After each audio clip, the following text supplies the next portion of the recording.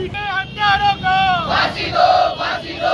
We want Justice, we want हत्यारों को फांसी दो, फांसी दो।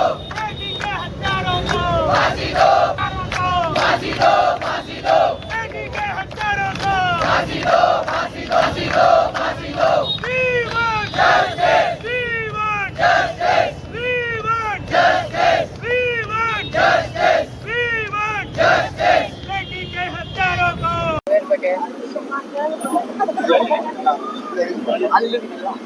सोनू फोन पीछे कर।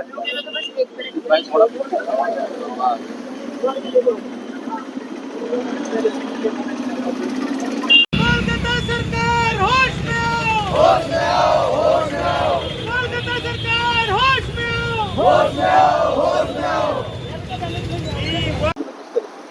देखिए, आज हमारी बेटी, बहू, बहन जो कोलकाता कॉलेज में डॉक्टर थी, जूनियर डॉक्टर थी, उसकी जिस प्रकार से नर्म हत्या करी गई और कोलकाता सरकार ने दुर्मल रवैया अपनाते हुए उसे एक आत्महत्या का रूप दिया। वास्तव में ये पूरे देश के अंदर कहीं ना कहीं हर व्यक्ति के दिलों के अंदर एक घात करने का ये काम कोलकाता सरकार ने करा और मजबूरन हमारी हाई कोर्ट को उसमें हस्तक्षेप करना पड़ा और ये पूछना पड़ा कि आपने किस प्रकार से इसे आत्महत्या का रूप दिया। और जब पता चला कि इसमें रेप ही नहीं बल्कि गैंग रेप हुआ है, कई लोगों ने उसका रेप करा है, हमारी बेटी की जो हालत थी, उसकी गर्दन की हड्डी टूटी हुई और ऐसी चीजें जो मैं बता नहीं सकता आपके माध्यम से, ऐसा कुकर्म उन लोगों ने करा।